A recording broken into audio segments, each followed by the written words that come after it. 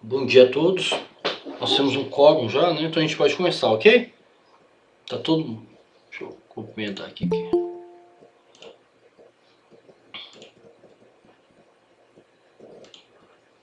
Então, bom dia, Alexis, Alexandra, Ana, Coutinho, Ana Mara, Davi, Débora, Evelyn, Gabriele, Valquir, Glaucia, Isabela, Jéssica, João Teodoro, Júlia, Lara, Luciana.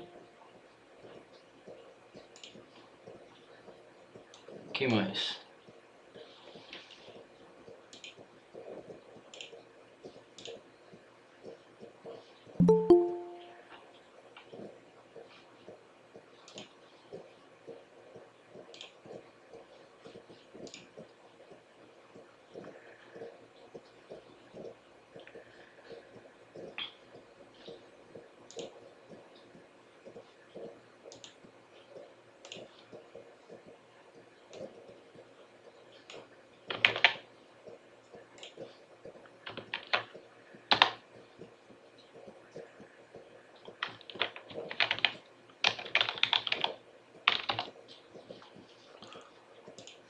Tava perguntando para uma aluna aqui que nós temos uma aluna nova que vai começar hoje, né? E ela entrou em contato por e-mail e eu passei para ela o material, então eu só estava conferindo com ela se ela entrou. Então, gente, eu recebi os trabalhos, né? Teve alguém que me mandou a síntese e eu não dei retorno? Aí, gente, pode falar. Isabela, Ana, Evelyn. O retorno, professor, é a nota? Não, a nota eu vou corrigir essa semana, que eu não tive tempo, não. Ah, tá. Ah, tá. Então eu recebi. Todo mundo conseguiu me enviar? Então, hoje eu começo a corrigir, ok? Então, hoje nós vamos entrar num tema novo, né? Que é a discussão do conceito de autenticidade. Nós vamos discutir os conceitos, né, de bolha ambiental, pseudo-eventos, autenticidade encenada, escala de estranhamento, né, sujeição e etc. Os textos de referência, né, do abordagens teóricas do turismo e da Adriana Pstelli, exotismo e autenticidade, relato de viajantes à procura de sexo.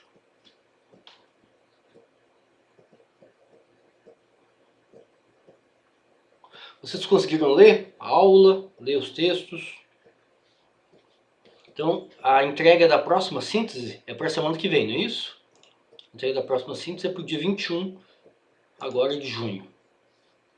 Então, vocês conseguiram ler, gente? Hein? Pode falar. Conseguiram ler a aula, ler os textos? Professor, eu li o texto... Bom, não terminei ainda não. Estava quase no final, abordagem teórica do turismo. E o outro eu não consegui ler não. E eu li só a aula. Ok. Eu fiquei pensando o tempo inteiro na questão em relação a quem fala e quando fala. A ideia de que, pelo menos no seu texto, no final da sua apresentação, você coloca que tudo isso a gente tinha que colocar no parâmetro de que seria a partir de de pacotes de viagem, né? Então, nesse sentido, eu fico pensando na pluralidade do turismo, né? E no que seria, por exemplo, essa encenação. Por exemplo, baiana vendendo acarajé na Bahia, seria feito? Isso. A encenação é aqueles espaços turísticos, né, em que o turista se contenta com uma interação superficial com a representação da cultura local, né? Então, às vezes você encontra aqueles espaços são artificiais, né, que as pessoas estão vestidas e a interação se resume a um serviço, né? Tirar uma foto, comprar um alimento, né? E tem um sentido da artificialidade, né? De que é tudo montado, né? Para o turista fazer uma foto, que não tem uma interação, uma troca cultural, né? É nesse sentido. Mas quais são as principais críticas que esses autores fazem ao turismo de massa, né, gente? Eu queria ouvir vocês, né? Então, por exemplo, uma crítica importante é que a dimensão econômica ela sobressai, né, sobrepõe a dimensão cultural e social do turismo, né? Então existe uma expectativa de que o turismo, através do turismo, né, o turismo é uma interação social, é possível troca cultural, né? É possível o turista se deslocar, viajar, né, dormir fora e interagir com pessoas diferentes, interagir com territórios e culturas diferentes, né? De que a função social e cultural do turismo é essa troca cultural entre estranhos, né, entre alteridades, né?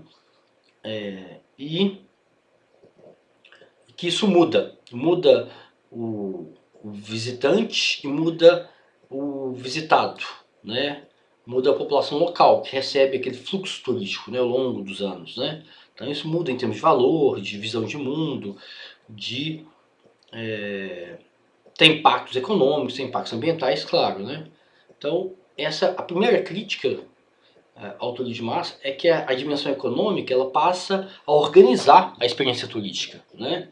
Então a gente já falou isso nas aulas passadas, eu chamei atenção para isso, de como que a lógica do trabalho, a lógica produtivista, ela acaba se deslocando, né, do espaço do trabalho, da vida cotidiana, e vai colonizar o espaço, o tempo do lazer, né, o tempo social e o espaço do lazer, né, do ócio, né? Então a primeira crítica é essa, de que o turismo virou, o turismo de massa, né, virou uma atividade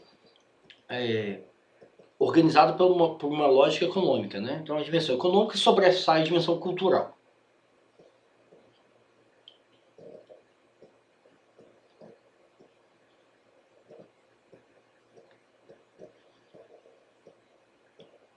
Hein, gente, o que mais?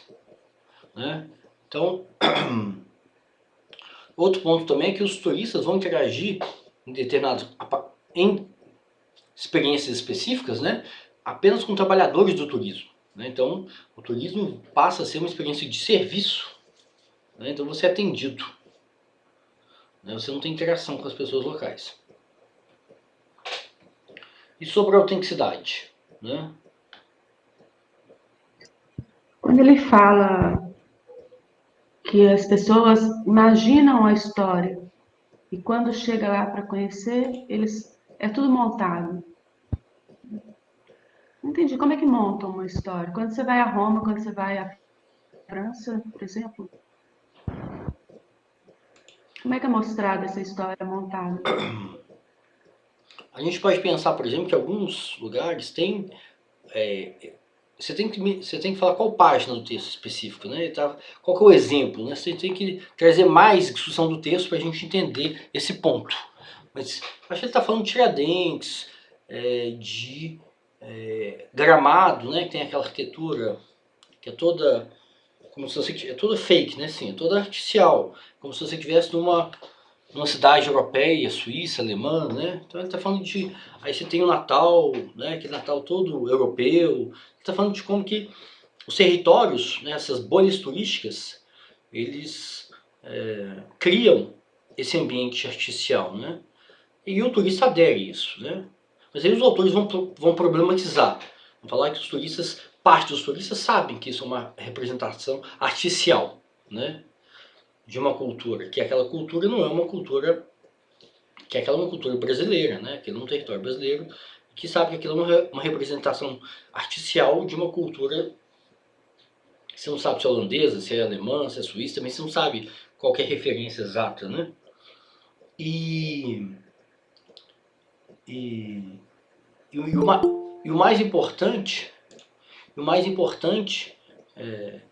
além dessa representação artificial, e aí vai haver um debate entre os autores, né, de que parte dos turistas sabem, outros turistas não sabem, né, simplesmente acreditam, aderem àquela representação artificial como se representasse, né, aquela cultura local. A baiana que vem de Acarajé, as pessoas tiram foto, né, e aí a pessoa não tem, ela não é questionada pelo turista. O turista não busca nenhuma informação, e se buscar também, muitas vezes a pessoa desconhece, né, a pessoa que vem de Acarajé não sabe trazer nenhuma vivência da cultura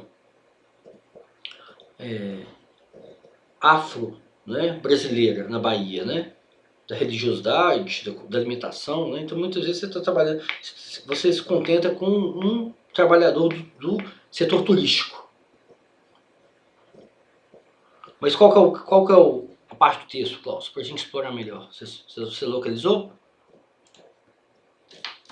Goffman, quando ele mostra a autenticidade encenada.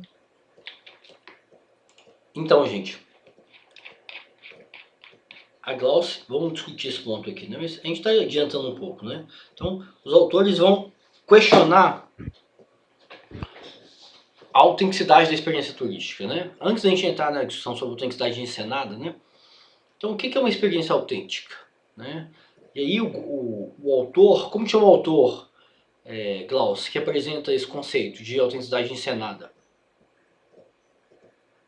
É Goffman? Não. Goffman é um sociólogo, né, que está discutindo outras coisas.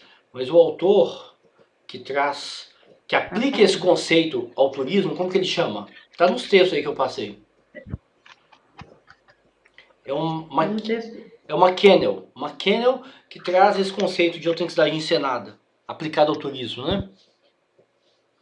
Mas antes da gente entrar na discussão sobre autenticidade encenada, é importante a gente entender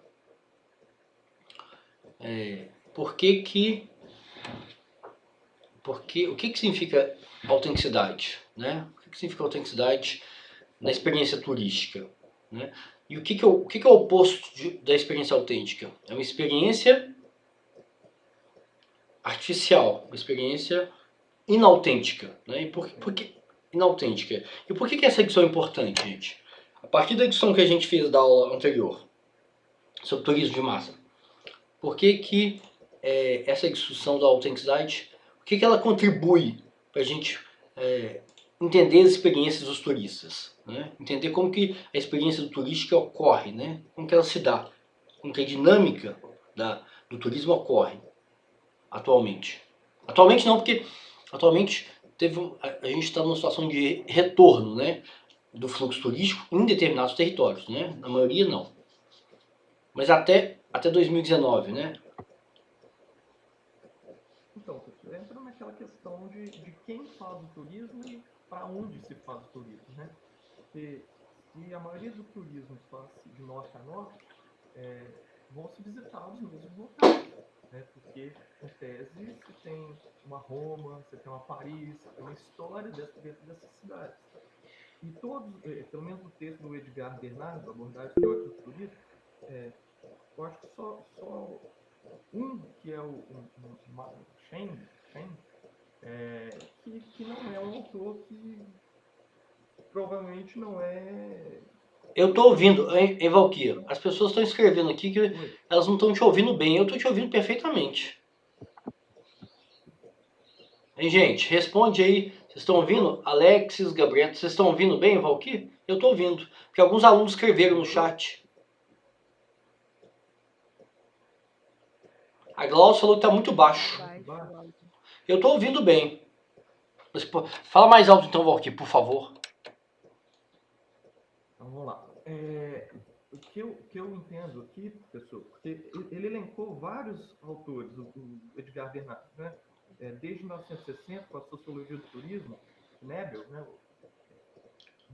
Bois Saivant, de 79, Descartes, Eric Cohen, o McKenna, o Turner Yesh, o Smith, o Nash, o Grebo, Urri e o Jafari. Talvez esse, para mim, seja um dos mais completos, porque ele tenta sintetizar toda a discussão anterior, isso em 94, mas desde 60 ele vai elencando as indas e vindas do processo do entendimento sobre o turismo. E, no meu entendimento, pessoal, o tempo inteiro eles estão batendo na tecla da desenvolvimento econômico, autenticidade, o que é o efeito do turismo. Por exemplo, o Turner e o Ash trabalham no livro de 75, The Golden Orbit, né? Turismo como atividade para salvar as economias em desenvolvimento. Isso traz um lado econômico também, mas também traz a questão do impacto, né?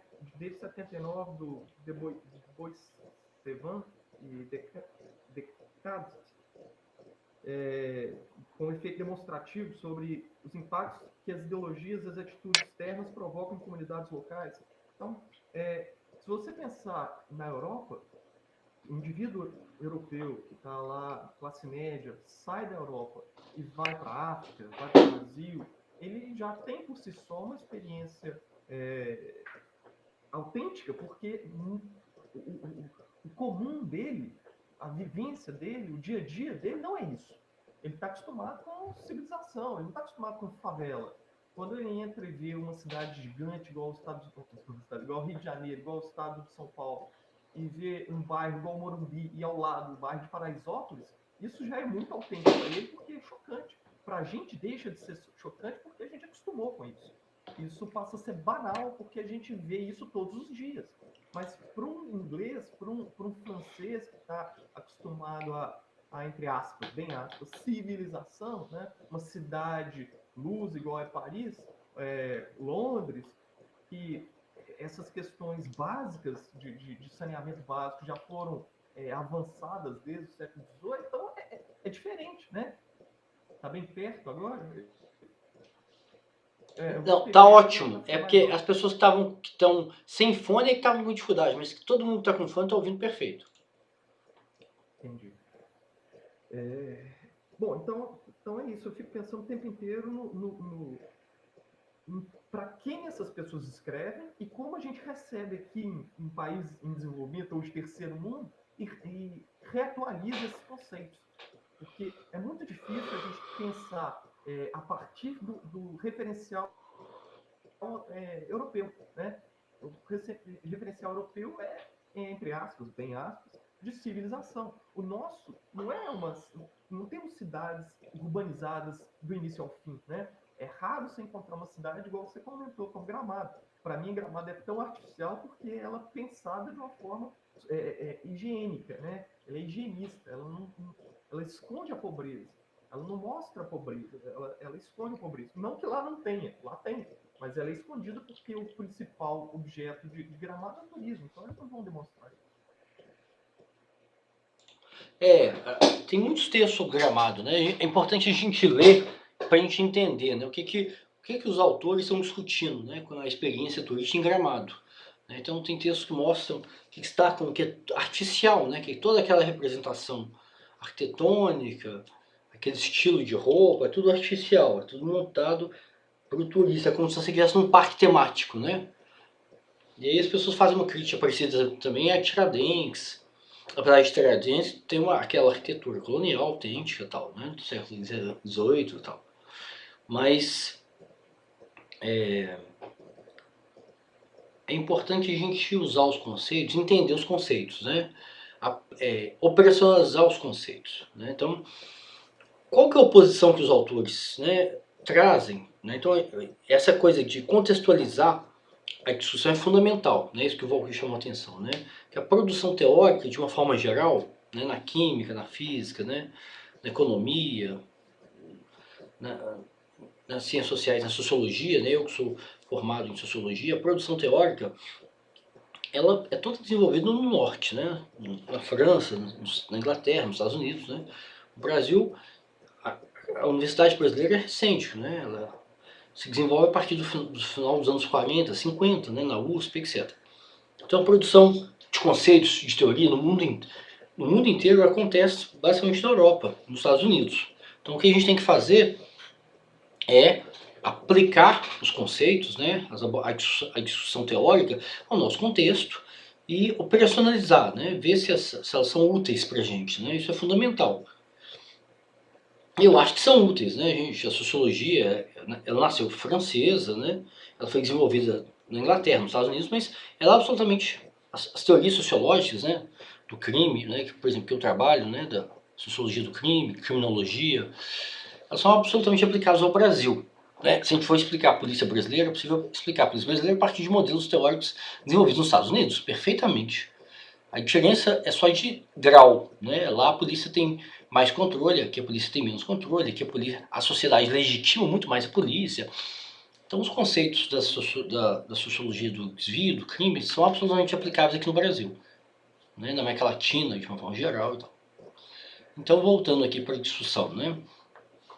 Vamos operacionalizar, vamos aplicar os conceitos, né, que esses autores trazem para a gente ao nosso contexto, para a gente ver se eles são úteis, né? Porque a gente não produz, né, muita teoria. Isso vale para física também, né, para biologia, etc.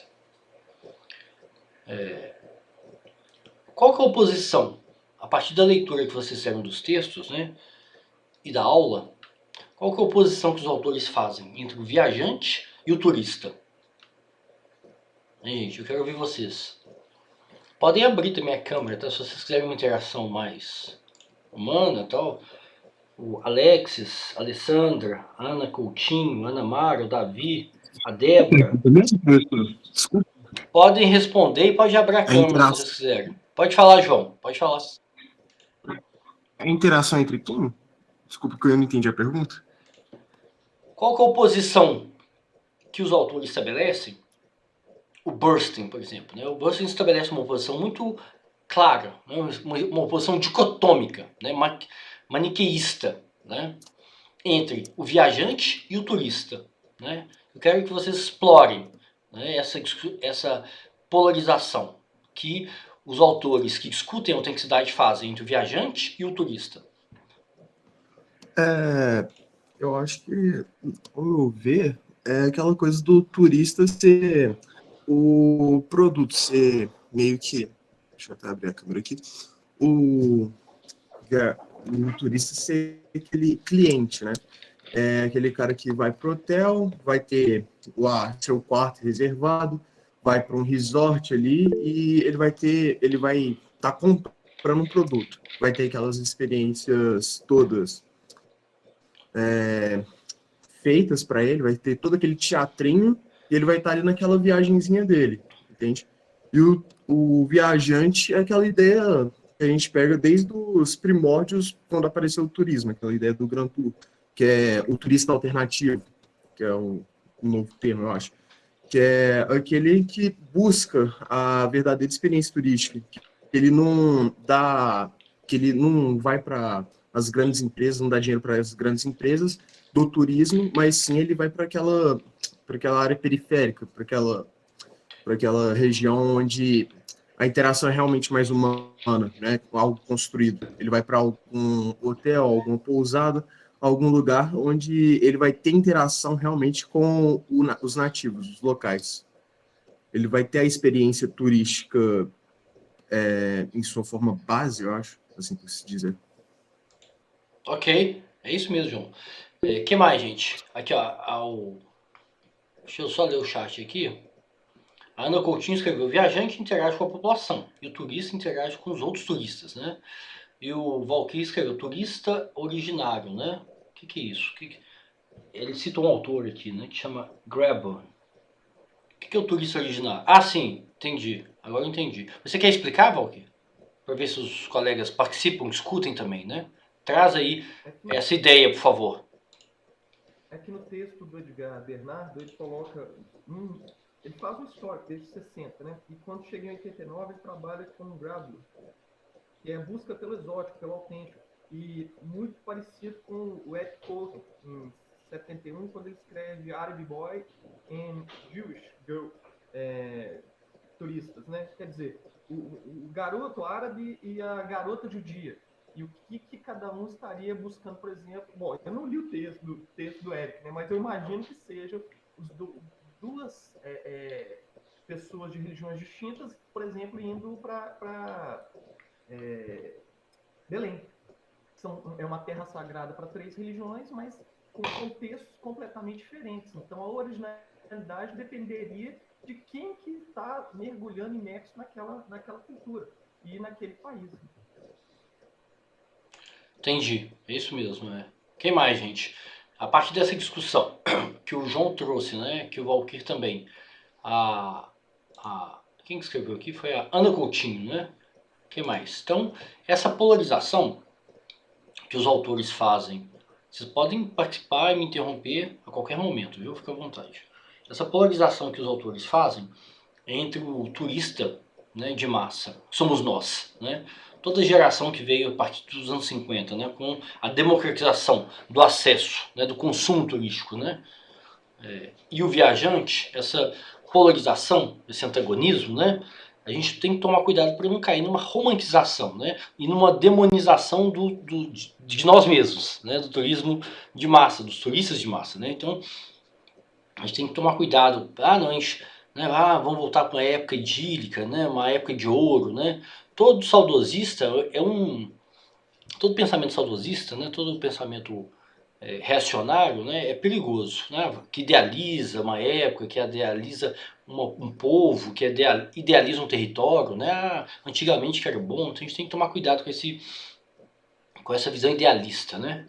Então, é para não cair nesse antagonismo, né. Mas um ponto que os autores chamam atenção é que o turismo de massa, em função dessa hegemonia da lógica econômica, né, acaba criando esses roteiros fixos, criando os pacotes, aumentando de uma forma muito rápida o fluxo turístico, né, na escala de 1.000 para milhares, para milhões, né. Hoje, até antes da pandemia, a gente estava na escala de 1 bilhão de turistas no mundo, né, 1 bilhão e 500 milhões, sei lá, circulando no mundo.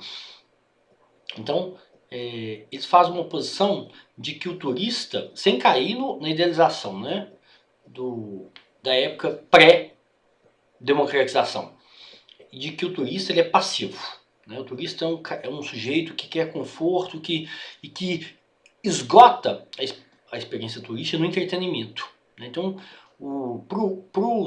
para esses autores, o viajante, né, os autores vão discutir hoje também que alguns turistas buscam imersão, buscam uma interação, uma troca cultural, né? Mas grande parte dos turistas, né, no turismo de massa, busca ser servido, né? Entende que o turismo é serviço e entretenimento, né? Então isso, para esses autores, tomando cuidado para não idealizar, né, o período pré-moderno, o período pré-democrático, isso mata a experiência turística, né? Essa hegemonia da dimensão econômica mata a experiência cultural, a troca cultural, né, a interação, né? Então, eles estão interessados, a gente tem que tomar cuidado para não, não idealizar, né, para achar que só existe um tipo de turista, né, o turista viajante, turista que faz tudo sozinho, né, que não acessa os serviços do turismo, porque isso é inviável também. Achar que você vai que é possível você ter experiências turísticas sem acessar os serviços do turismo, né? Então a gente tem que ser honesto e reconhecer, né, todas as facilidades, o acesso, né, econômico, né, o acesso financeiro que a democratização do turismo trouxe, ampliou. E se me permite, professor? Pode falar, Valquir. Mais uma vez depende da questão cultural, porque, por exemplo, se eu não sei a língua do país, para mim é muito melhor eu ir dentro de uma excursão, um dia CDC, certo? Eu posso voltar uma segunda, terceira, quarta vez, se eu tiver condições financeiras, e até conseguir me localizar, porque eu já tenho um pré-conhecimento. Isso está dentro daquele texto primeiro que o senhor passou para a gente da Mariana, aquela dissertação dela de mestrado. As pessoas vão para lá, no primeiro momento, para literalmente ter uma experiência autêntica, porque no Brasil é muito difícil a gente, fora hoje em dia com a tecnologia, o Google Earth, né, você consegue ver as ruas de Paris, mas a localização dos lugares, aonde vai comer, onde não vai comer, as questões básicas de onde vai ficar o hotel, qual metrô que vai pegar, do aeroporto você vai como para o hotel, essas questões todas são resolvidas de pronto com a CDC da vida. E aí a pessoa, a partir do momento que ela vai, ela pode ter uma segunda experiência que não que a primeira não seja autêntica. A primeira também é autêntica, porque se ela nunca foi na Europa, qualquer experiência já é autêntica. Mas nessa ideia das coisas encenadas, eu já fui num resort uma vez na minha vida com minha filha e tinha toda noite um show, certo? Era uma mistura, para mim eles tentavam trazer como era a cultura caribenha, sabe? Uns shows montados, sabe? Mas isso eu acho que faz parte do processo, porque a partir do momento que as pessoas vão e têm contato da primeira vez, na segunda, terceira fica muito mais fácil para buscar se guiar sozinho. Porque eu acho que a grande questão é até que ponto a gente fica entregue a um guia e faz o roteiro todo, e até que ponto você consegue se virar. Se você não tem uma segunda, terceira, quarta língua, você não vai se virar fácil no país.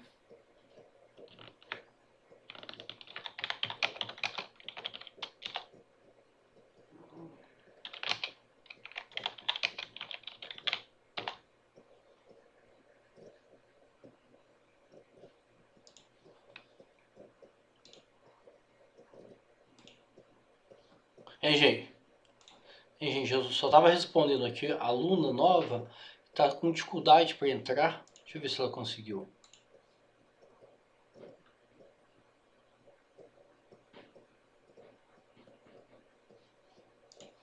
Oi, Rafaela, bom dia. Você conseguiu entrar?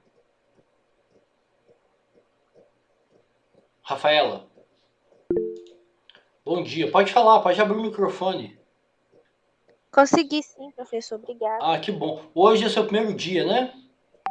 Isso. Então tá bom. Se quiser se apresentar para a turma, falar da sua... Se você já teve experiência no ensino remoto, a opção pelo curso, se você já estudou sociologia, se você é cruzeirense aí, né, não vamos lamentar, ou se você é atleticana, se você tá por cima da carne seca, por enquanto, né? Ou se você é loser e vive na miséria, né? Vive na zona de rebaixamento da Série B. Mas pode falar, quando se apresenta pra gente, por favor, pros colegas, né? Meu nome é Rafaela, né? Eu tenho 19 anos. Eu tive experiência com ensino remoto, porque quando eu formei o ensino médio, eu fiz um curso de técnico em administração. Aí, como começou a pandemia, teve que ser online também. Aí, era até pelo Meet também. E estudava sociologia na escola, né? E eu não torço pra time nenhum. Muito bom, Rafaela, Não muito gosto de bom. futebol. Muito bom. Melhor assim mesmo. Na situação crítica que se encontra, melhor assim mesmo. Mas então, voltando, em Rafaela, então você vai acompanhar a partir de hoje. A gente está fazendo. Eu te enviei todo o material, você recebeu, né? Sim. Todo o material da disciplina. Então, hoje, a gente começa uma discussão sobre autenticidade, né? Então, a gente tem uma aula hoje expositiva, que eu apresento a aula, né, o PowerPoint, e apresento os conceitos dos textos. E na próxima aula, estou falando da dinâmica para ela, gente. Na próxima aula vocês discutem mais, vocês participam mais, porque vocês já fizeram a síntese da aula e a síntese dos textos, né? Então a gente avança nessa discussão, fazendo conexão, né, com os temas, com os outros temas da disciplina. Então o tema que você perdeu, que é fundamental, né, que a gente discutiu nas duas aulas passadas, é turismo de massa, tá bom? Mas você conseguiu ler alguma coisa, ler os textos, ler as aulas? Ainda não, porque eu tô tendo que refazer um trem de geografia e um negócio de história. Entendi. Ok, mas dá tempo ainda. Dá tempo, tá bom? Aí se você Tá tiver bom. precisar de prazo, a gente conversa por e-mail, tá? Para entregar as coisas, tá bom? Ok. Então tá bom, Obrigada. então bem-vindo então. Obrigada. Hein, gente? Então retomando aqui, onde a gente parou mesmo? Sim, no Resolve, né? Então, o que os autores vão chamar a atenção, que a gente tem que pensar aqui, que a gente está fazendo uma análise aqui, a gente está interessado, além da experiência do indivíduo, a gente está interessado também em entender o fluxo turístico.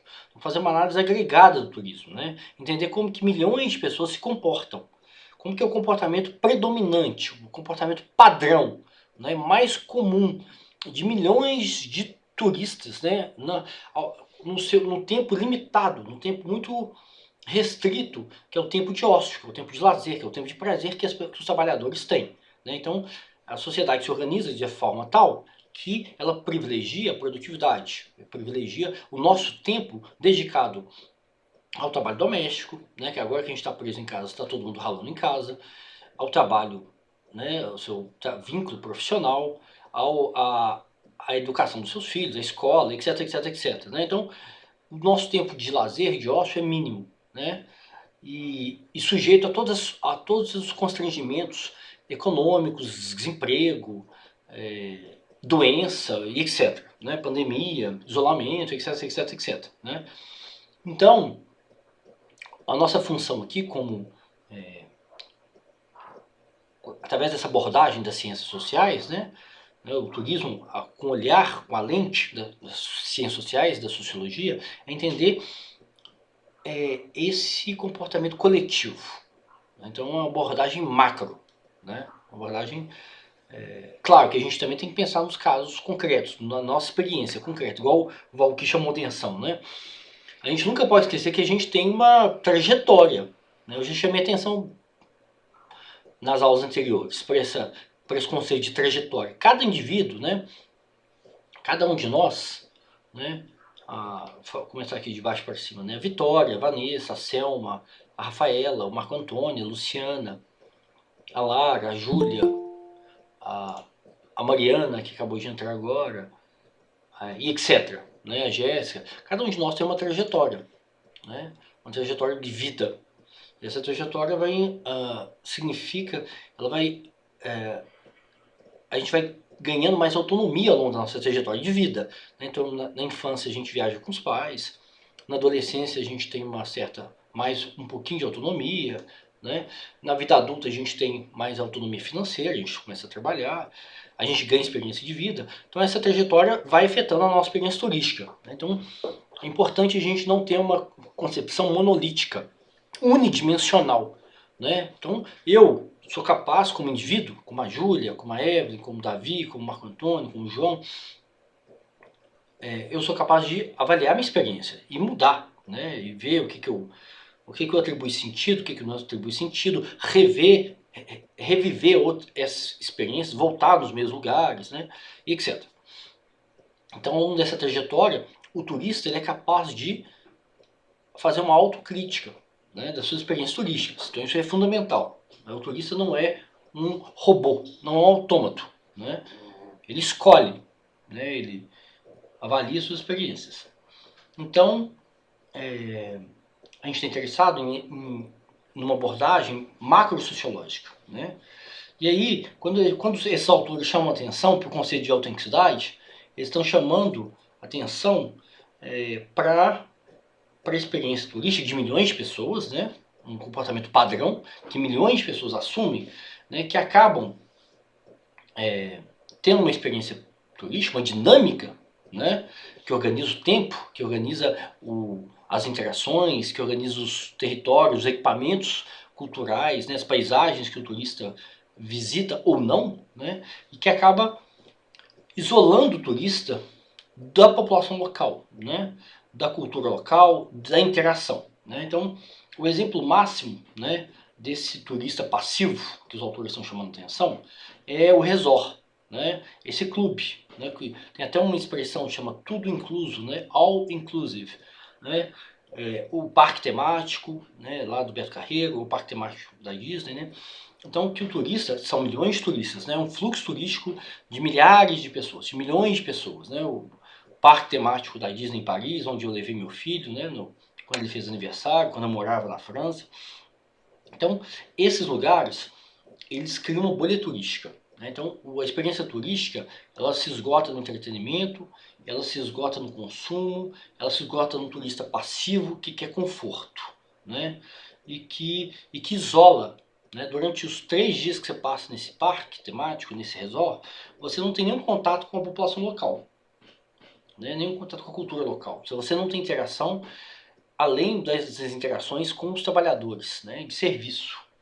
Né? Então, o que significa autenticidade? Vamos destrinchar, vamos decompor, né, o conceito de autenticidade para a gente fazer para a gente entender, jogar luz, né, sobre o que os autores estão chamando atenção. Né? Então eu vou pedir para vocês falarem, trazerem do ponto de vista intuitivo, né, e do ponto de vista da leitura que vocês fizeram. E a gente vai desenvolvendo isso. Né? O que significa autenticidade? Vou chamar aqui a Vitória. Vitória, bom dia, tudo bem?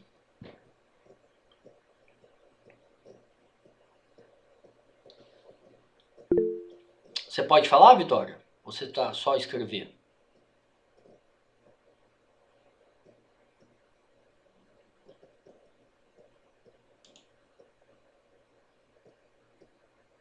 a internet dela tá muito ruim. Então escreve, Vitória. Então, para você, o que significa autenticidade? Né? E a autenticidade aplicada, ok, sem problema. Então eu vou chamar agora a Vanessa. Né? Vanessa, bom dia, tudo bem? Bom dia, senhor. Deu pra ouvir? Dá, tá ouvindo bem, pode falar. Para você, É. o que significa autenticidade? Né? E a autenticidade aplicada ao turismo? Né? Vamos fazer um Olha, o que uma vez eu levantei lá no começo foi que a autenticidade seria uma experiência única. Porém, a gente não tem mais uma experiência única, de certa forma. Porque o que eu acho que é único pra mim é a gente tem várias pessoas que acham que são único pra elas. a gente tem que. Por isso que é importante a gente fazer colocar. Todo mundo vai colocar o que pensa, pra gente construir, pra gente criar junto um consenso do que é o conceito. O que significa o conceito de autenticidade? O que significa o conceito de autenticidade aplicado ao turismo? Então é importante isso. Não é uma experiência única. Isso você tem razão, Vanessa. Definitivamente não é. Exatamente. Né? Isso não aí, existe mais o único. Só se você for para Marte, para a Lua, né? Aí pode ser. Mas no turismo de massa, com a democratização do acesso à experiência turística, essa não é o atributo, essa não é a característica da autenticidade, definitivamente. A gente não quer voltar para o período pré-democrático, né? Que meia dúzia de pessoas iam fazer o turismo, o viajante, né? Tá bom? Mas pode falar. Para mim, basicamente, o que era autenticidade é basicamente esse conceito, só que ao mesmo tempo é como se eu falasse uma palavra repetidamente várias vezes. Uma hora ela perde sentido, porque uma vez que eu falo que ela é única, ela não é única. Ok. É confuso. Não, ok. A gente vai explorar, a gente vai desenvolver junto, né? Nós vamos construir junto consenso, né? Deixa eu só ver o que a Vitória escreveu aqui. A internet está ruim, mas você pode escrever, Vitória. O que significa para você? Qual que é o significado do conceito de autenticidade? E do conceito de autenticidade aplicado à experiência turística. Tá bom? Pode escrever. Você está sem microfone, mas você está com o teclado. Tá bom? Então senta a pua. Então vamos voltar aqui. Bom dia. Selma, para você, o que significa? Professor. Pode falar, Gabriela, pode falar. É só uma percepção, porque essa questão do único que até a Vanessa colocou, eu acho um pouco complexo, porque às vezes a mesma experiência entre dois turistas, a percepção deles, mesmo que sendo único, igual, pode dizer, o passeio, cada um vai ter uma sensação diferente com aquela experiência mesmo. Sim. Então acaba sendo único para aquela pessoa determinada. Sim. Acho que passa até um pouco pela questão, eu esqueci o nome do autor, que fala sobre a interpretação intra e interpessoal de cada um. A gente atribui sentido, né, para nossa experiência, né? Mas a gente está interessado aqui em entender um comportamento que é coletivo, né? Que é uma abordagem das ciências sociais. Né? Quem está interessado em entender os mecanismos intrínsecos, né, da nossa psique, né, entender o indivíduo como universo, é a psicanálise, né? É uma abordagem micro. A gente aqui não quer interessado numa abordagem micro. Okay? Né? Nós não temos essas ferramentas para fazer isso. Aqui a gente tem as ferramentas das ciências sociais. Então a gente está interessado em entender um mecanismo de comportamento coletivo. Né? Então, para a sociologia, os indivíduos assumem, do ponto de vista social, interações sociais que são compartilhadas, né? Que a gente pode identificar essas interações. Né? Então não existe uma interação única, não existe um comportamento social único. Né? Para a sociologia, nós vivemos uma sociedade, né, de massa, uma sociedade. O Brasil tem 210 milhões, eu acho, né, de habitantes. E esses 210 milhões de habitantes compartilham experiências coletivas, né, que são muito fortes. Né? A nossa história, né, da escravidão, a desigualdade, a língua, hein, gente? Quando eu estiver falando, fecha o microfone, Gabriel, porque senão dá barulho. Aí quando você falar, eu fecho. A gente compartilha experiências coletivas, né, que são próprias do nosso país, da nossa história. A gente compartilha o idioma, a gente compartilha a nossa história recente de eleições, né, que é muito recente. A gente tem eleições democráticas, a gente teve um período de exceção, né, um período de ditadura. A gente compartilha as músicas, a nossa música, né, a nossa culinária, a gente compartilha a nossa visão de mundo, né, com um país católico, um país tradicionalista, um país conservador. A gente compartilha a visão, a gente compartilha a nossa percepção de moralidade, né, por exemplo, sobre o corpo feminino, que a gente é muito conservador, né, sobre a sexualidade, que é muito conservador. Então, o indivíduo, ele não está solto, né, no espaço. O indivíduo, a Gabriele, a Vanessa, a Glaucia, o Marco Antônio, vocês não estão soltos em Júpiter. A gente está preso e a gente sofre os constrangimentos dessas forças coletivas. Né? Então a sociologia está interessada em entender como que as forças coletivas constrangem e condicionam, né, e determinam o nosso comportamento. Né? A Vanessa escreveu que nós somos influenciados pela sociedade, sem dúvida, né? Aí a Vitória escreveu: autenticidade, para mim, é viajar em busca da essência dos lugares, né? As relações entre turistas e espaço.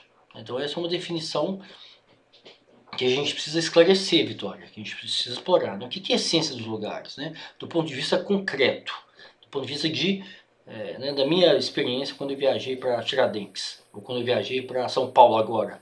A última viagem que eu fiz foi em 2020, né, em janeiro de 2020. Eu viajei para São Paulo. Eu fui na essência dos lugares que eu visitei? Não sei. A gente tem que construir junto aqui o consenso do que é autenticidade, né, para a gente avançar na discussão. Né? Então, Selma, você falou, Selma? Não, é a Isabela, eu tava querendo só comentar. Pode falar, Isabela, depois a Selma fala, então, pode falar. Então, primeiro eu vou pedir desculpa se tiver muito barulho, porque eu tô num lugar movimentado aqui. Não, tá ótimo, pode falar. Enfim, num dos textos que a gente leu, mas para a semana passada, ele comentou sobre o fato de uma indústria que regula o turismo. E essa indústria que regula o turismo, ela faz dos produtos turísticos serem apresentados para o turista de uma forma em que essa autenticidade acaba se perdendo, né? Porque, por exemplo, nesse texto cita sobre uma mulher que ela queria visitar a Índia porque ela foi influenciada pelos meios de comunicação, por aquela novela lá, do Caminho das Índias, e ela acabou querendo ir para lá, só que ela, né, quebrou a cara, porque ela não foi em uma experiência de turismo de massa, em que essa autenticidade seria tipo uma encenação, né, da realidade. Ela foi por conta própria, ela queria ver, né, como é que é, e achou que ia ser igual, mas ela acabou quebrando a cara. Então, nesse texto, ele fala sobre como esse turismo de massa, ele acaba por tirar essa autenticidade dos lugares em que eles criam uma certa encenação da cultura deles. Sim, sim, sim. De que aquele ambiente é um ambiente muito parecido com o seu, né? Um ambiente muito igual, muito seguro, né? Muito pasteurizado, né? Muito padronizado, né? E foi bom que ela quebrou a cara, né? Foi bom porque ela teve experiências autênticas, né? As experiências autênticas não necessariamente são boas, né? São felizes, né? Isso, Então, um dos conceitos importantes, um dos atributos, na verdade, né?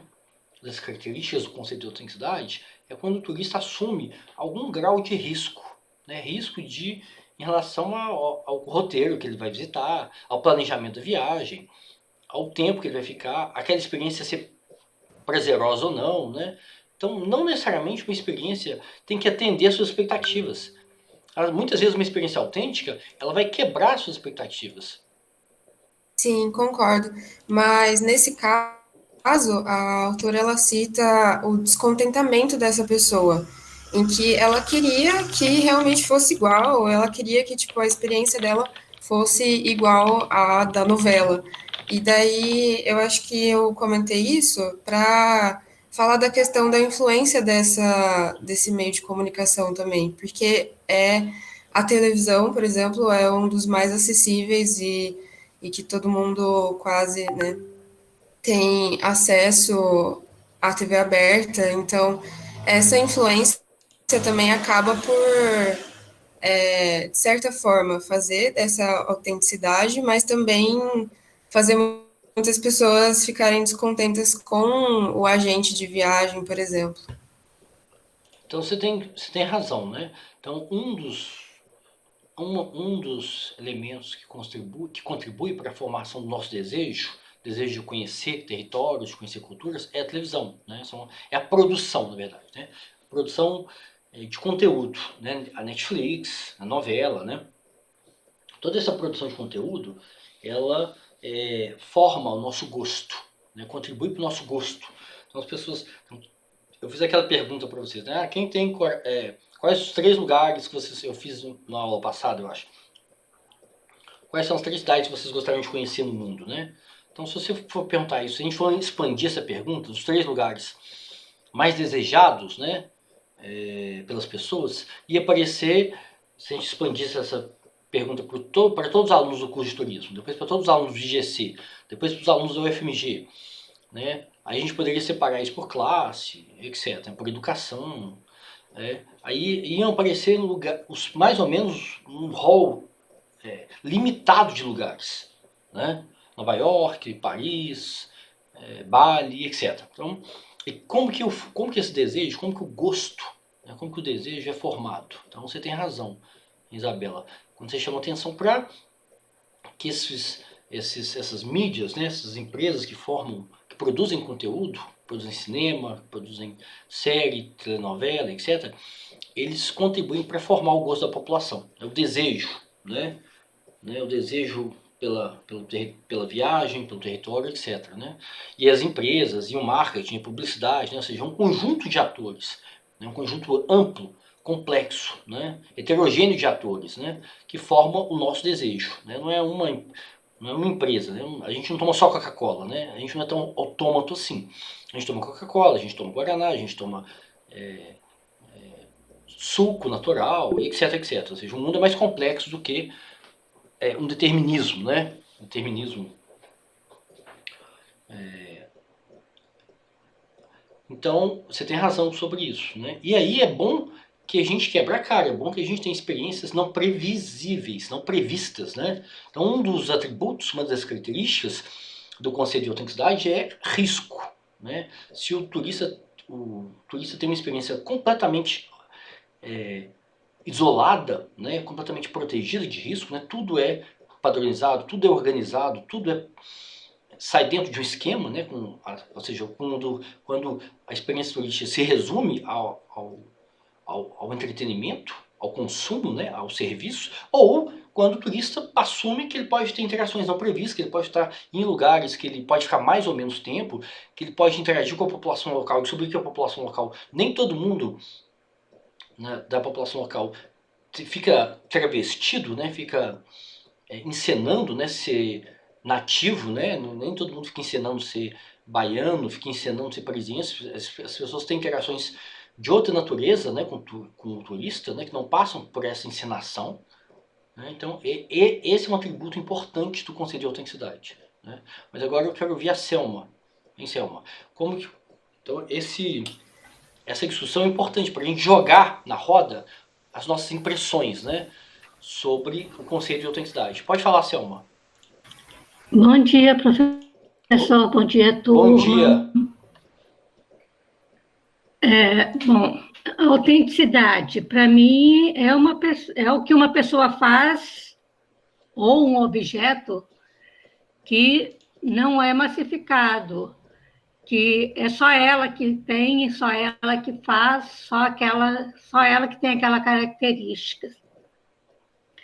Agora, no turismo, eu vou falar assim, das minhas experiências, não baseado nos textos lá. Sim, mas isso é importante. É importante a gente trazer as nossas experiências para a gente ver se o conceito ajuda, ilumina, ajuda a explicar as nossas experiências concretas, né? Se ele ilumina, se ele é útil, né? Mas pode falar.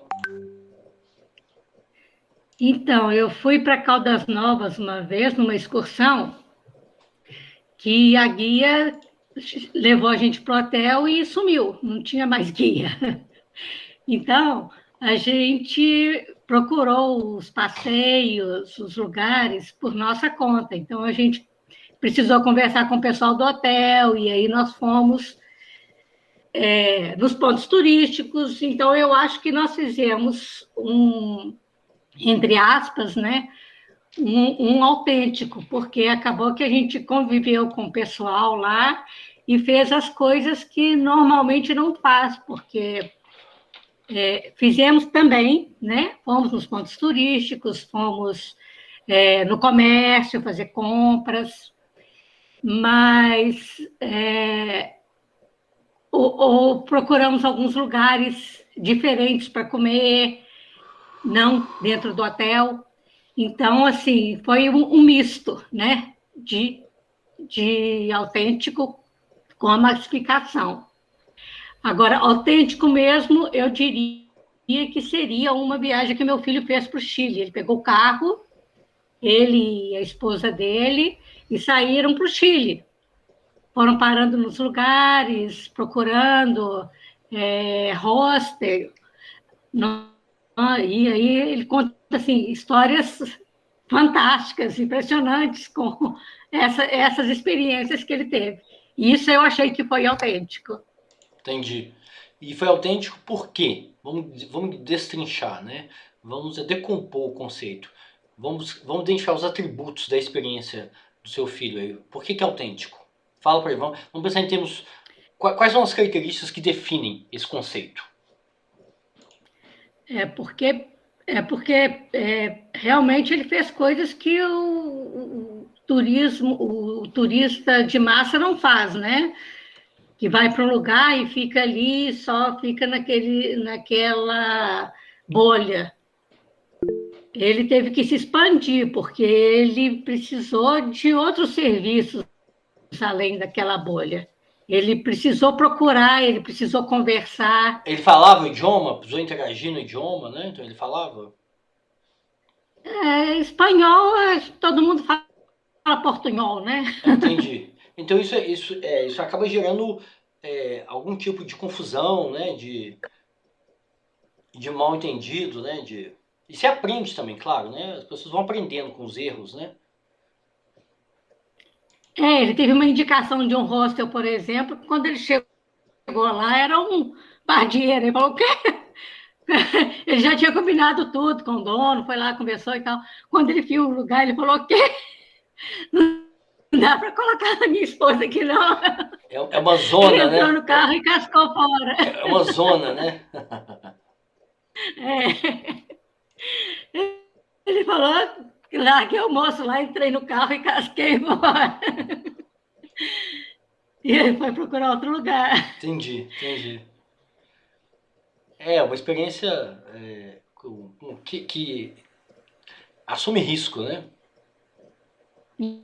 Então, na verdade, ele voltou com um monte de história para contar. Entendi. Beleza. Mas, então, vamos continuar, né? A construir, fazer essa construção, fazer esse consenso, né? Construir esse consenso sobre o conceito de autenticidade, né? Rafaela, o que significa autenticidade para você?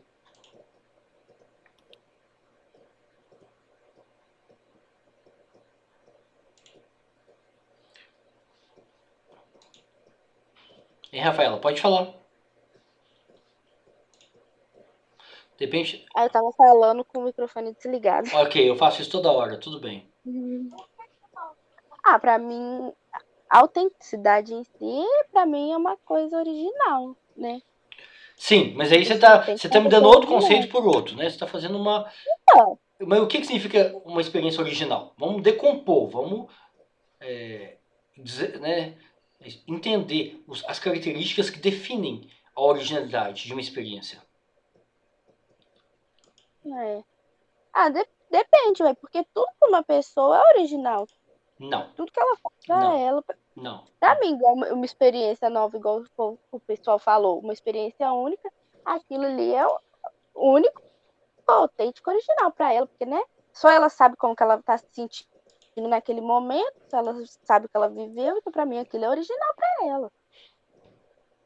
Mas a gente está interessado em entender a dinâmica da experiência, né? A dinâmica social, a dinâmica cultural, né? A gente não está interessado em entender do ponto de vista psicanalítico, do ponto de vista psicológico do indivíduo só. A gente está interessado em entender do ponto de vista coletivo, né? Por isso que é uma abordagem das ciências sociais, né? Sim. Mas, Mariana, bom dia. O que é autenticidade para você? Oi, professor, bom dia. Bom dia. Para mim, autenticidade tem a ver com uma experiência que o turista busca, que ele tem a iniciativa de buscar. Por exemplo, em 2010, eu tive uma experiência um pouco diferente, porque na época estava passando aquela novela Malhação e eles estavam gravando numa praia lá no Ceará, Canoa Quebrada. E aí eu assistindo aquilo, eu falei, gente, eu quero conhecer esse lugar. E aí eu estava formando na época, na primeira graduação que eu fiz, e minha mãe disse que ia me dar um presente pela formatura. Aí eu falei, eu quero conhecer aquele lugar que passou na televisão.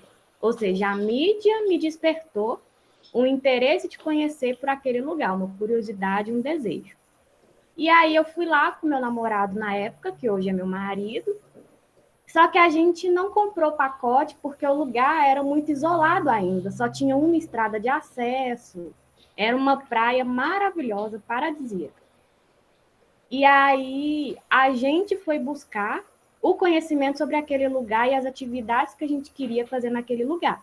Porque a gente não existia ainda um roteiro da CVC, por exemplo, para Canoa Quebrada naquela época. Hoje em dia já se abriram novas estradas para lá. Então, a gente nem sabia, a gente não tinha pesquisado, por exemplo, restaurante bom para comer. Então, a gente andando lá, perguntando para as pessoas locais, e a gente era bem duro de dinheiro, então a gente foi perguntando, olha, onde é que vende comida gostosa, com preço acessível, a gente está disposto a pagar X de dinheiro por uma refeição, onde é que a gente pode procurar.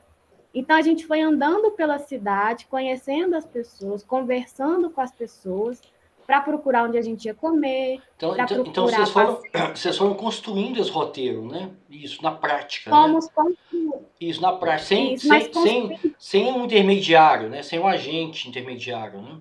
Sem intermediário, e construindo lá. A gente não buscou na internet. Aí tem lugares que você gostou, tem lugares que você não gostou, tem lugares que você vai voltar, tem lugares que você não vai voltar, né? Sim, tinha um museuzinho lá que estava começando, que era bem ridículo. Por quê? Eu não gostei. Por quê? Ridículo por quê? Era um museu de quê? Qual que era o bem cultural que ele apresentava? Eram uns bonequinhos. Eu não me lembro o nome, eu acho que eu não gostei tanto, porque eu não fiz muita questão de memorizar muita coisa. Mas era uma pessoa local que criou. Um artesanato, tipo artesanato, é isso? Mas era desenhado com barro. Entendi. Era uns bonequinhos muito feios, porque lá tem muitas falésias.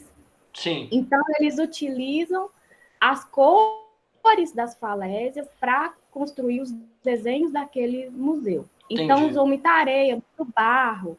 E tinha um caderninho muito simples que todo mundo que entrava lá naquele lugar assinava. Então, tinha poucas assinaturas, porque era uma coisa que estava começando. Era bem simplesinho. Acho que eles estavam começando a criar alguma coisa com características locais para mostrar para o turista. Hoje em dia, eu acredito que já tenha desenvolvido melhor esse museuzinho, né? E você não gostou da experiência? Na época, não gostei, não. Hoje eu tenho curiosidade de voltar lá para ver se desenvolveu, como é que tá, né? Mas estava começando e é um lugar muito simples, muito pobre, pelo menos na época era, né? Tinha muita gente dormindo em rede, e a gente procurando passeios para fazer, lugares para conhecer, a gente foi numa rua que eu acho que nem é própria hoje em dia para turista, não sei como é que está lá hoje, mas que eles estavam matando um bode, porque lá eles comem muito bode, né? Faz queijo de cabra, a comida lá, eles usam muita carne de bode. Entendi. E aí a gente passou assim, a gente tomou um susto, porque eles tinham acabado de matar um bode. Aí vocês viram o ritual do sacrifício do bode, é isso? Fiquei morrendo de dó. Mas você comeu, né? Tava uma delícia. Então, a gente tem dó. Então, quando você vê o bicho morrer, você tem dó, mas que é gostoso, né? Que é gostoso, Tá, que vai, às vezes eu- o consumidor ele é tão alienado que ele desassocia, né? De onde que vem a escala, a criação, né, dos bichos, né? Como que os bichos são a criação em larga escala, né? Ali era pequenininho, né? Aquela piada, né?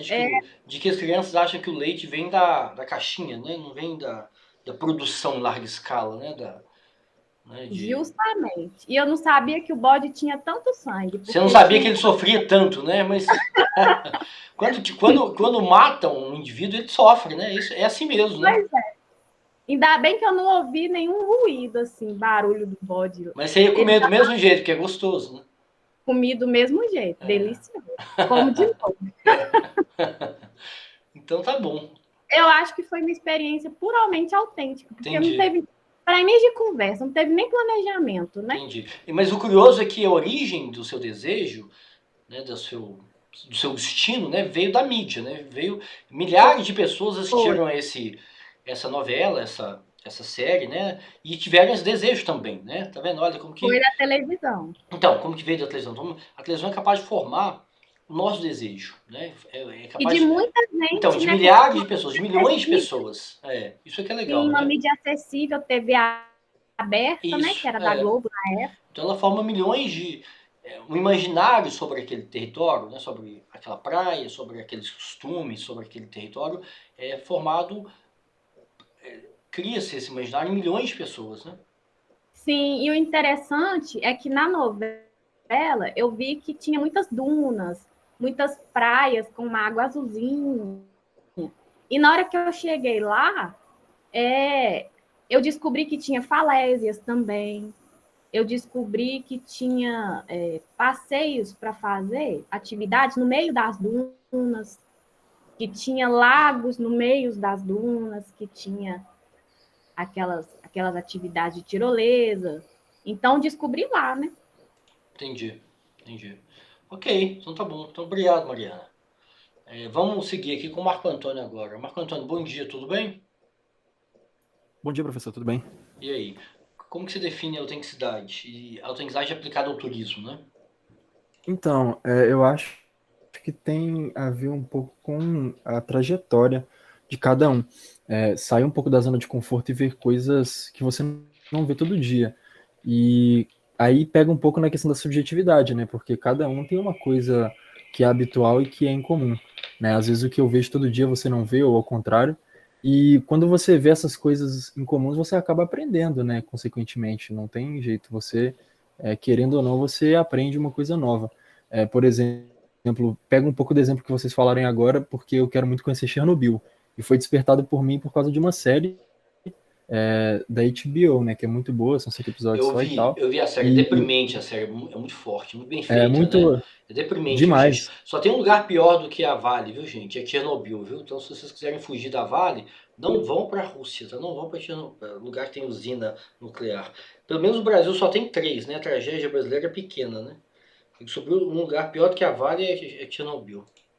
Uma tragédia maior, né? Sim, Foram 100 mil Isso, pessoas que morreram, e- né? Hein? Foram 100 mil pessoas que morreram, né? foram. É inacreditável. Isso. A escala de lá é inacreditável, né? Que ficaram doentes. E a negligência, né, do governo Não, que estava vendo o que total, estava acontecendo. total. As empresas, os governos fazem isso, eles são negligentes, né? Eles estão, eles exploram, né, o máximo, né? Se não tem controle da sociedade civil, se não tem controle dos órgãos de fiscalização, as empresas fazem isso, né? Sim, muito. É muito bonita a série, né? Muito forte, né? Muito deprimente. Né? Demais. Dizem que assim, a adaptação, se você pegar as fotos da vida real e da adaptação, os atores até parecem que é a mesma pessoa, assim, É muito impressionante, eu vi. ficou muito fiel. Eu não fiquei com vontade de ir lá, não. Viu? Ainda mais agora que o Putin é um Nero, né? Ele é um imperador, né? Ele manda e desmanda no país, né? Ele faz tudo. Bem que lá é na Ucrânia, né? Ele também tomou um pedaço da Ucrânia, na Ucrânia. invadiu lá chama a região lá que ele tomou da Ucrânia? É uma região famosa que a Rússia disputava. Bom, Então, mas continuando, voltando aí, Marco Antônio, pode falar. Não, e eu acho que foi despertado pela série, né? Eu já conhecia, claro, o acidente, mas Eu lembrei, é Crimeia. A Rússia roubou da Ucrânia a Crimeia. Bielorrússia é um país, viu, Vanessa? Mas pode falar, Bielorrússia Marco faz Antônio. fronteira com a Ucrânia, eu acho. É. E aí me despertou pela série, né? E apesar de, assim, lá tá sendo bem... apesar de ser uma experiência bem diferente, lá tá virando quase uma Disney, né? Você pode visitar lá e Tem você fluxo, paga. Se você for Sim, baixar textos e vídeos, né? Você acha vídeos e textos em inglês, em Sim, português. tem muita coisa na Tem internet. um fluxo enorme de turistas europeus, né? De turistas do mundo inteiro que vão conhecer a tragédia, né? De Chernobyl, né? Sim. E tem uma linha muito tênue, né? Que você vai conhecer a tragédia e aconteceu, tipo, eles estão ganhando dinheiro com um negócio que aconteceu ali que tirou a vida de muita gente, mas que mesmo assim as pessoas têm vontade de visitar. Eu, por exemplo, tenho mesmo vontade de visitar, ter esse turismo mais diferente de tragédias, acidentes e esse tipo de coisa. Tem. Uma coisa interessante do turismo é isso, que não existe limite para o atrativo turístico. Né? O atrativo turístico pode ser desde um parque da Disney, né, que algo extremamente padronizado, né, e que tem muita publicidade, tem muitos produtos que giram em torno, né? Você vai no parque, você compra isso, você compra aquilo, tudo. E você tem Auschwitz, você tem os campos de extermínio, né? Então, o turismo é uma experiência social, né? Uma experiência cultural, ou você tem um turismo de favela, turismo de realidade, né? Então não existe limite, não existe nada que seja intocado, nada que seja sagrado para o turismo, né? Então por isso que o turismo é interessante, né? O tabu, o turismo é capaz de romper, de quebrar esses tabus, né? Da morte, né? Da violência coletiva, né? Mas é isso, pode falar, Sim. Marco. Não, mas é isso mesmo. Eu acho que é muito essa questão de sair da zona e ver coisas que você não vê habitualmente. E aí isso implica muito nessa experiência de Chernobyl, por exemplo. Entendi. Ok. Gente, então vamos voltar aqui.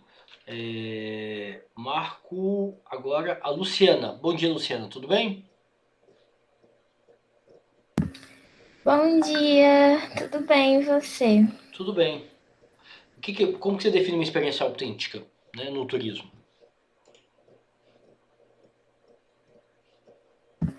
Eu acho que eu defino como uma experiência de troca, assim. Eu posso ter uma experiência turística aqui perto, em alguma cidade do interior de Minas, como posso ter uma experiência autêntica em algum lugar da Europa, em algum lugar da Ásia. Eu acho que a autenticidade está no que a gente vai fazer, nas nossas ações e nas relações que a gente tem durante o período que a gente está longe de casa. Eu ligo muito a autenticidade com fazer assim o que a gente realmente quer fazer. Porque se eu vou num museu, por exemplo, que todo mundo vai, e porque todo mundo está indo, é um turismo de massa. Mas se eu for no museu porque eu realmente me interesso por aquilo, eu vou olhar as obras, eu vou internalizar aquilo, vou fazer algo construtivo para mim, aí já vira uma experiência autêntica, porque só eu que vou sentir aquilo enquanto eu estiver fazendo a minha visita no museu, entendeu? Eu acho que é a experiência nós com nós mesmos e o que a gente faz. Não sei se deu para entender direito, mas eu acho que é isso. Deu sim. Deixa eu só ler o que está escrito aqui. A Selma tem gosto para tudo, por isso tem tanto tipo de turismo. O turismo não respeita nenhuma fronteira, né? Não tem tabu, né? O João escreveu, mas o querer também pode ser construído, né? Então, e sem dúvida, a intenção do marketing é essa. Então, o desejo da gente é construído por vários fatores, por várias fontes, né? Você tem a mídia, você tem a novela, você tem a Netflix, você tem o cinema, você tem as nossas experiências dos nossos familiares, né? Então, o destino turístico, né, o atrativo do destino turístico é construído por vários lugares, né, ao mesmo tempo. Então é complexo. Mas, então vamos seguir aqui. Isso, Instagram, né, os lugares maravilhosos que os artistas postam, né? Tudo. Não tem uma. A gente é bombardeado por informações e por desejo, né? Nós não somos autômatos, né? Não é só a Disney que a gente quer conhecer. A gente quer conhecer a Disney também, mas quer conhecer outros lugares, né? Júlia, bom dia, Júlia. Como você define a autenticidade no turismo? Oi, Fred. Então, eu acho que não vai muito além do que as pessoas já falaram. Um pouco de sair da zona de conforto mesmo, buscar fazer uma coisa que você quer e não só fazer porque tá bombando na mídia ou porque muita gente tá fazendo. Mas o que está bombando na mídia também pode ser uma experiência autêntica, né? O exemplo não, que a Mariana trouxe, falo... que ela viu um destino na novela, né? Que é a coisa mais acessível, né? Mais padronizada que a novela, e que aquilo trouxe para ela experiências, né? Que ela entende como experiências autênticas, né? Não, sim, mas eu falo de fazer só por todo mundo estar fazendo, porque aquilo está sendo muito divulgado. Eu acho que está mais relacionado com o fazer porque você quer, buscar uma experiência nova, buscar uma coisa mesmo que vai agregar alguma coisa para você, do que fazer só por fazer ou porque todo mundo está fazendo, igual a Luciana falou. Entendi. Ok. João, bom dia.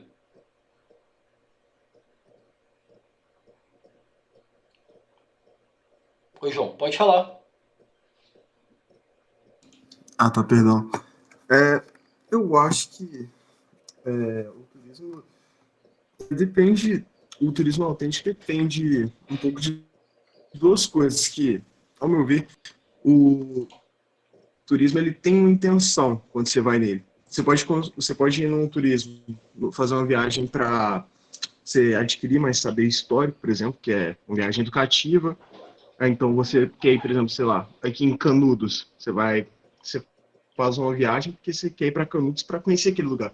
Você é um professor de história ou apenas uma pessoa curiosa que quer conhecer mais o país, você vai querer ter aquela viagem autêntica, né? Saber da nossa história e fazer aquela viagem que você vai planejar ali.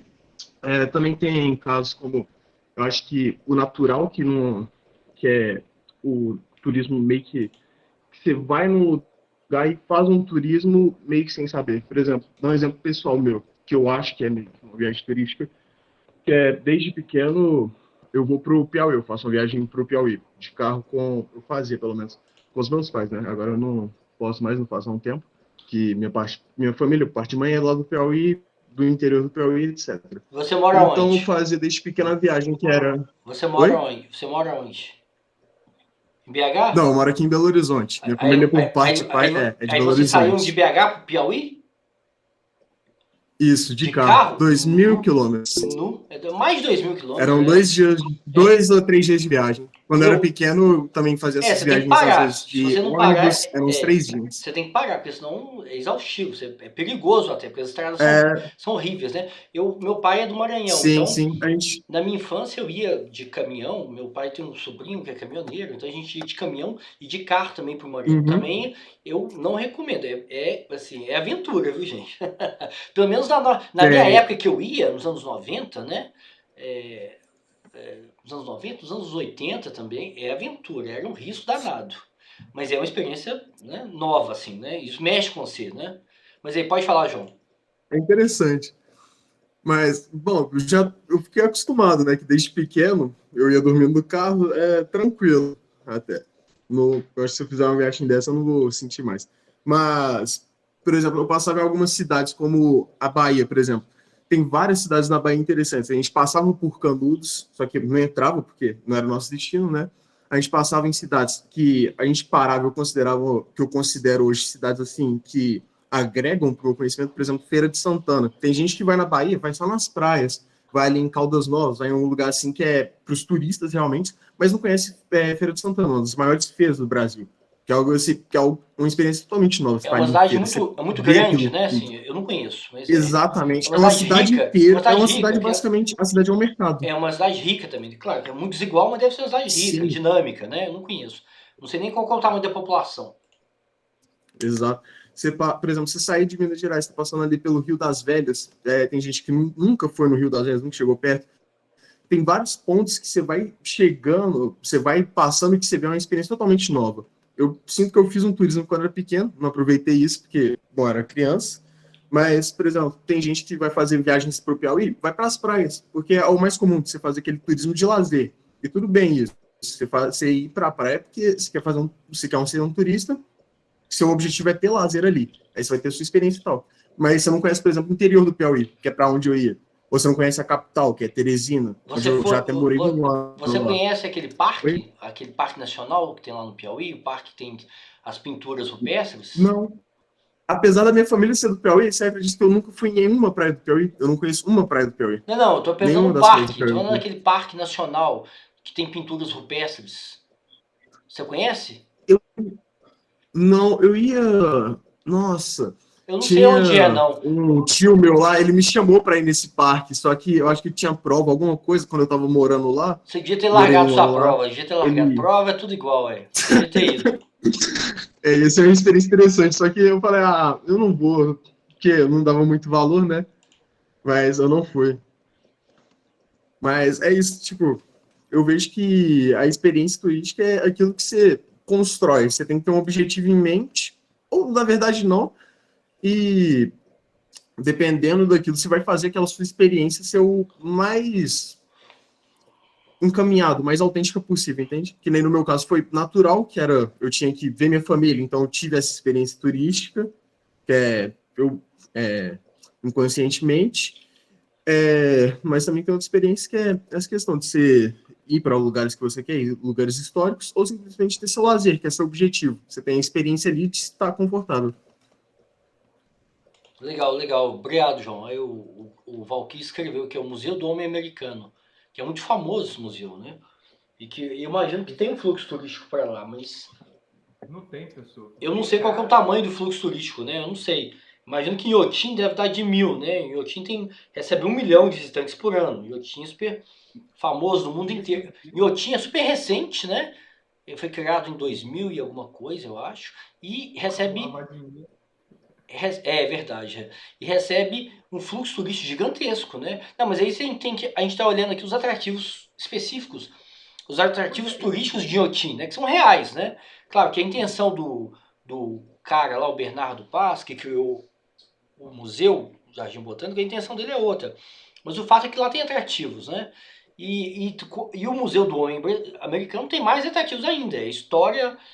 da pré-história, né? Só que o fluxo turístico deve ser pequenininho para lá, né? Eu era louco para levar meus alunos ou para ir para lá, mas é tudo muito caro. São 3 dias de viagem aqui de ônibus. Deve ser caríssimo, né? É muito caro. Agora, esse museu traz a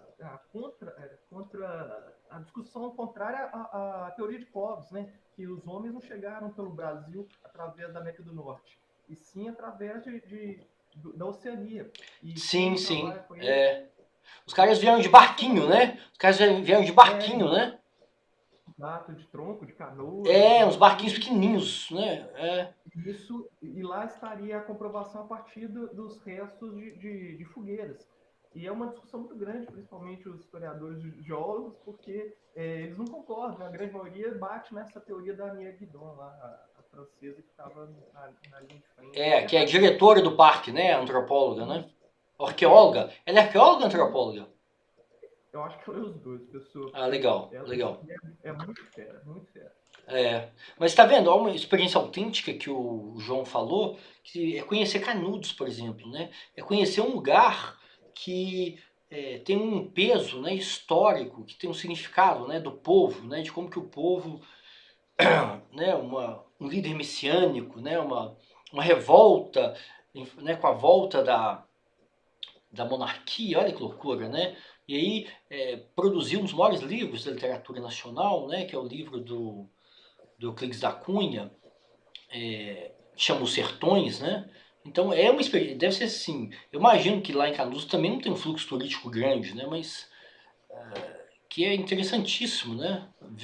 Ler o livro, né? Conhecer a história através da literatura, né? Que é o livro do Euclides da Cunha, e visitar o local, né? Fica onde, Canudos mesmo, gente? Agora me fugiu. Qual estado? Bahia, isso.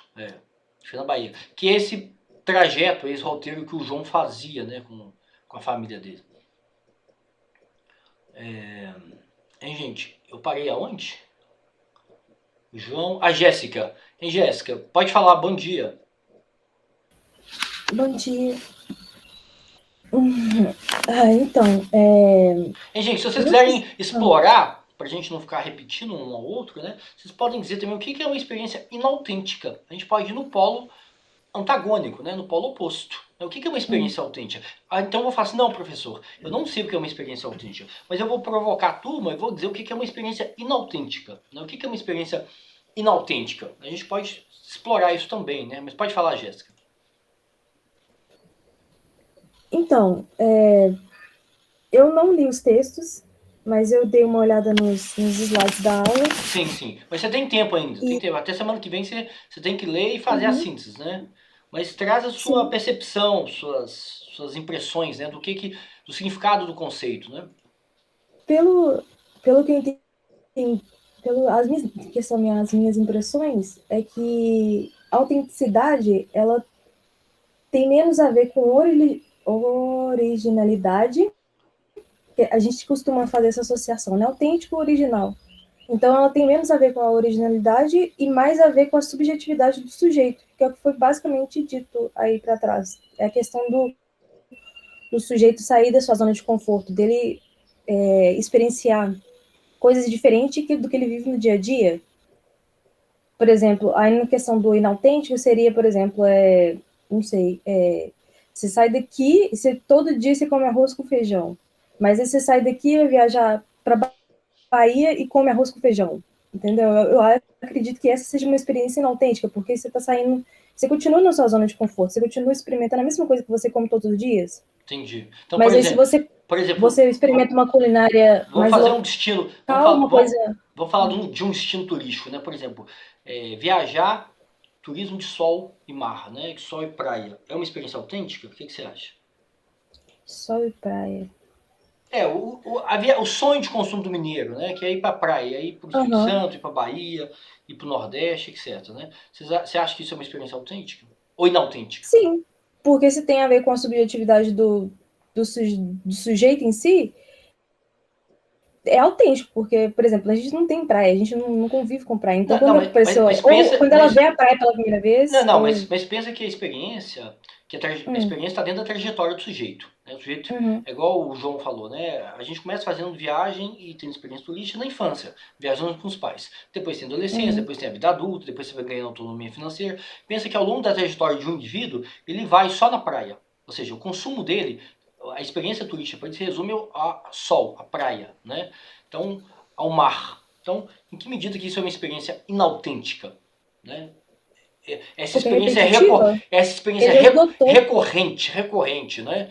De que, o mineiro não tem praia. Tá, e daí, né? A gente sabe disso, mas quando é uma experiência recorrente, ela ainda é autêntica ou ela é inautêntica, né? Eu quero que vocês explorem isso, né? Eu acredito que ela seja inautêntica, porque é repetitiva, acabou fazendo parte da rotina da pessoa. Então, se ela tem como roteiro sempre viajar para a praia, a não ser que sejam praias diferentes. Mas como que as pessoas se apropriam da praia? Praia é diferente, né? Praia não é tudo igual, ou seja, você entra na praia, você toma cerveja, você vê mulher bonita, você vê homem bonito, ou seja, como que a experiência concreta pode ir além disso? Né? Ver um pôr do sol, né? É para vocês problematizarem, né? Praia no Rio, Espírito Santo, na Bahia, não é tudo igual? Ou não é diferente? Não, eu acho que seja diferente, porque depende da experiência que a pessoa vai ter no local, por exemplo. Se você for para uma praia lá na Bahia e no Rio de Janeiro, pode ser, beleza, praia é tudo igual. Mas,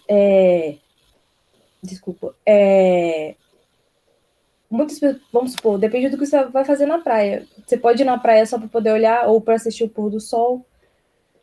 Não sei, acho que depende da pessoa, né? Do que ela vai fazer na praia. Mas as experiências não são as experiências não são ilimitadas, né, gente? As pessoas pensam do ponto de vista coletivo, do ponto de vista social, as pessoas fazem as mesmas coisas.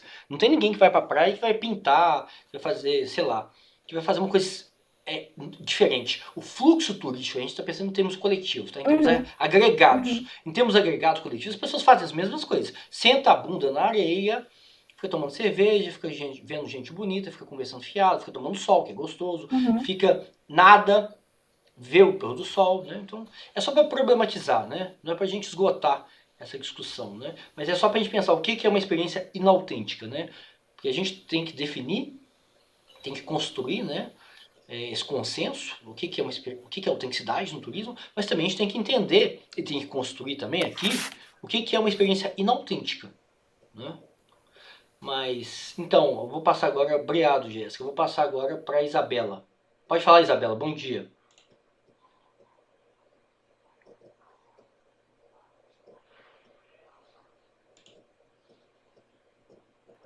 Qual das Isabela? Ah, é verdade, eu esqueço aqui, tem 30 Isabela aqui, foi mal, gente. Isabela Tolentino, tá aqui na ordem aqui. Pode falar, Isabela, tô brincando, pode falar. Então, tipo assim, autenticidade para mim é uma coisa muito difícil de eu, tipo, conceituar, porque pode igual, turismo de massa, né? A gente vai pra Disney, a gente vai pra sol e praia, né? Mineiros, mas ao mesmo tempo que isso é um turismo de massa, que é padronizado, as experiências vão de acordo com as pessoas que as fazem. Igual, eu nunca, tipo assim, tive um grande sonho de ir pra Disney. Mas aí eles lançaram uma área lá que é dos Vingadores, que é uma série, né, de filmes que eu gosto. Que é uma franquia, então, uma franquia gigante, interminável. Isso. Se você não fala assim da minha série, por favor, da minha franquia, que eu gosto muito. Foi mal. É porque eu já levei muito meu filho no cinema pra ver isso, eu não vejo mais não, cansei. E aí, por mais que seja uma experiência padronizada, pra mim vai ser incrível. Eu vou achar muito autêntico, porque é tipo... Ai, não sei explicar, mas vai da pessoa que tá fazendo o turismo.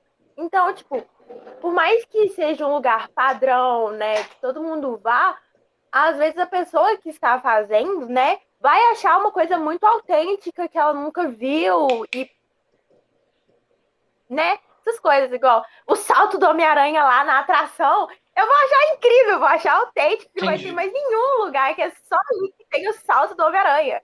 Entendi. Entendeu? Entendi. Isso, é pra gente ir discutindo mesmo. Isabela Ribeiro, bom dia. Bom dia, professor. Então, como eu havia comentado, né, sobre as influências de tudo, assim, influências da sociedade, do marketing, é bem difícil mesmo a gente ter um conceito de autenticidade e inautenticidade. Porque se a gente for parar para pensar, a gente está, né, inserido nessa sociedade ou nesses meios de comunicação o tempo inteiro. Então, se a gente for falar de uma experiência que uma pessoa teve o desejo de ir para algum lugar e foi, e gostou, e teve uma experiência, por exemplo, de um turismo de massa, em que ela foi inserida num contexto pré-estabelecido para ela, tipo, ter o entretenimento e o conforto, e aquilo ser para ela autêntico, ok. Mas eu acho que, tipo assim, a inautenticidade, ela pode ser comparada naquele mesmo exemplo que eu dei da mulher que foi para a Índia. Porque ela, ao se descontentar com a cultura local, com as coisas que ela viu lá, ela acabou por acabar com a experiência dela. Ela não fez daquele imprevisto ou daquela situação algo que agregou, né? Ela simplesmente ficou dentro do hotel, ela falou assim, eu não vou sair, eu não vou fazer nada, e eu quero voltar para o Brasil. Então, aquela experiência, para mim, é inautêntica, porque ela acabou por não, né, construir algo ou realmente fazer. Então, o que você está falando é que a autenticidade tem a ver também com a abertura, a visão de mundo do sujeito turista, né? Que o turista tem que ter uma abertura para experimentar o novo, para buscar a interação, é isso, né? Então tem a ver com essa visão de mundo que o sujeito tem, né? Se o sujeito tem uma visão de mundo muito restrita, ele vai ter a chance de ter experiência autêntica é menor, né? Se ele tem uma visão de mundo mais abrangente, mais, né, ampla, ele pode ter experiências autênticas. É isso? É isso? Sim, eu acho que a partir do momento em que a pessoa sai da casa dela ou da cidade dela e está indo para um lugar novo ou visitando algum lugar que ela já conheceu antes, mas visitou de novo, novamente, ela tem que estar aberta para aquele lugar novo, para aquela cultura nova, para aquela experiência que pode ter desafios, pode ter coisas não planejadas, pode ter imprevistos, pode ter qualquer situação que ela não tinha pensado antes, mas que ela tem que estar aberta para ser uma experiência autêntica, que no caso, para mim, é isso. Entendi, Isabela, beleza. Gente, vamos fazer um intervalo agora para a gente tomar água, tomar um café, pode ser? Tudo bem? A gente faz um intervalo agora 9h40 e a gente volta, vamos fazer um intervalo de 20 minutos, tá bom? A gente volta às 10, ok? Então até mais, gente.